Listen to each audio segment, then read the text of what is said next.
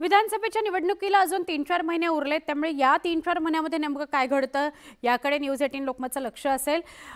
नरेंद्र मोदींच्या नेतृत्वात एनडीएचं सरकार स्थापन झालंय, पण मंत्रिपदाच्या बाबतीत भाजपकडून महाराष्ट्रातील मित्रपक्षांना गृहीत धरलं गेलं का अशी चर्चा सुरू झाली आहे। कारण मंत्रिपदाच्या बाबतीत इतर राज्यातील 1-2 जागा मिळणाऱ्या जितनराम मांझी असतील, कुमारस्वामी, चिराग पासवान यांच्यासारखे नेते एकनाथ शिंदे, अजित पवारांसारख्या दिग्गजांपेक्षा वरचढ ठरल्याचं समोर आलेलं आहे।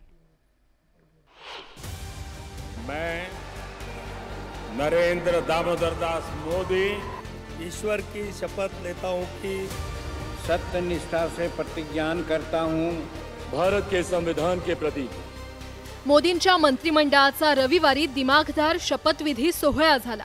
यात तब्बल 72 मंत्र्यांनी शपथ घेतली, पण यात भाजपनं महाराष्ट्रातील मित्रपक्षांची राज्यमंत्री पदावर बोलवण केल्याचं पाहायला मिळालं। इतर राज्यातील अवघ्या 1 ते 2 जागा जिंकणाऱ्या पक्षांना कॅबिनेट मंत्रिपदाचं बक्षीस देण्यात आलं। दुसरीकडे महाराष्ट्रातील शिवसेना आणि राष्ट्रवादीला मात्र एकही कॅबिनेट मंत्रिपद मिळालं नसल्यानं आता या मित्रपक्षांनी उघड नाराजी व्यक्त करायला सुरुवात केली आहे। शिवसेना पक्षाचे 7 खासदार आले, 5 खासदार चिराग पासवानचे आमच्या नंतर आले, त्यांना कॅबिनेट मंत्रिपद देण्यात आलं आणि शिवसेनेला खरं तर राज्यमंत्रीपद देण्यात आलं। हा कुठेतरी मला तरी व्यक्तिशः असं वाटतं की हा दुजाभाव शिवसेनेच्या बाबतीमध्ये होतोय।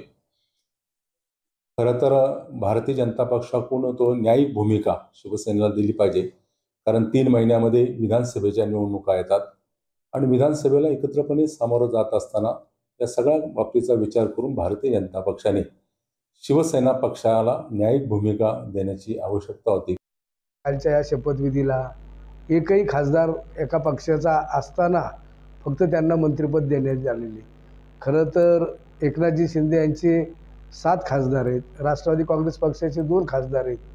दोघांनाही जरा वरचढ किंवा चांगली पोस्टिंग किंवा कॅबिनेट मंत्रिपद भेटेल अशी महाराष्ट्राची अपेक्षा होती आणि ती न दिल्यामुळं महाराष्ट्राच्या राष्ट्रवादी काँग्रेस पक्ष असतील, एकनाथजी शिंदे पक्ष असतील, त्यांची सर्व कार्यकर्त्यांची नाराजी या ठिकाणी दिसून येत आहे। 2014 आणि 2019च्या तुलनेत भाजपच्या जागा घटल्यानं 10 वर्षात पहिल्यांदाच देशात आघाडीचं सरकार स्थापन झालं। त्यामुळे या सरकारमध्ये मित्रपक्षांना वाटा मिळण्याचा अंदाज होता, तसं घडलंही। पण मित्रपक्षांमध्ये देखील मंत्रिपद देताना दुजाभाव झाल्याचं समोर आलंय। बिहारमधून 5 खासदार असलेल्या लोकजनशक्ती पार्टीच्या चिराग पासवान यांना कॅबिनेट मंत्रिपद मिळालं। कर्नाटकात 2 जागा जिंकणाऱ्या जनता दल सेक्युलरच्या HD कुमारस्वामींना देखील कॅबिनेट मंत्रिपद दिलं गेलं, तर बिहारच्या हिंदुस्तान आवाम पार्टीचे एकमेव खासदार असलेल्या जितनराम मांझींना देखील कॅबिनेट मंत्रिपदाची लॉटरी लागली आहे। पण कर्नाटक बिहारमध्ये मित्रपक्षांची मनं जपणाऱ्या भाजपनं महाराष्ट्रात मात्र मित्रपक्षांना गृहीत धरल्याचं दिसतंय। कारण तब्बल 7 जागा जिंकून एनडीएतील 4था मोठा घटक पक्ष बनलेल्या शिवसेनेला केवळ 1 मंत्रिपद मिळालं, तेही राज्यमंत्री।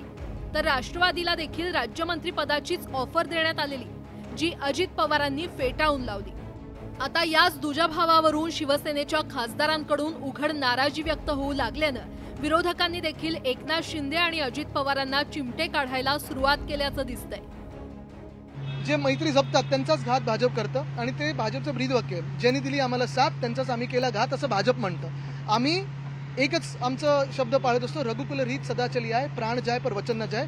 नकली शिवसेना त्यांच्या तोंडावरती एक राज्यमंत्रीपद फेकलेलं आहे। अर्थात आयुष्यभर जर कोणी गुलामीच करायचं ठरवलं असेल आणि या गुलामांना वापरून महाराष्ट्राचा स्वाभिमान अभिमान हा पायदळी तुडवायचं ठरवलं असेल ईस्ट इंडिया कंपनी गुजरातने, तर हे तुडून घ्यायला तयार असतील ते। त्यावेळी काँग्रेस राष्ट्रवादी काँग्रेस पक्षांनी एकमेकाचा नेहमी मान सन्मान करूनच आम्ही काम केलंय, त्यामुळे आम्हाला असे काही अनुभव फारसे नाहीत। पण कानावर अनेक वर्ष भारतीय जनता पक्षाने त्यांच्या मित्र पक्षांचे जे काही आहेत कुणकुण, ती 10 वर्ष मी ऐकते, त्यामुळे मला काही आश्चर्य वाटत नाही। लोकसभा निवडणुकीत महाराष्ट्रात महायुतीचं मोठं नुकसान झालंय। यात सर्वात मोठा फटका हा भाजपला बसलाय। त्यामुळे हे नुकसान भरण्यासाठी महाराष्ट्राला केंद्रीय मंत्रिमंडळात मोठा वाटा मिळणं गरजेचं होतं। पण मोदींचं मंत्रिमंडळ पाहता यावेळी महाराष्ट्रातील मंत्र्यांच्या संख्येत घट झाल्याचं दिसतंय। त्यातही महत्त्वाच्या मित्रपक्षांपैकी केवळ शिवसेनेला एकच आणि तेही राज्यमंत्रीपद मिळाल्यानं याचा महायुती म्हणून विधानसभेत किती फायदा मिळतो हे पाहणं महत्त्वाचं ठरणार आहे। Bureau report, news 18 Lokmat.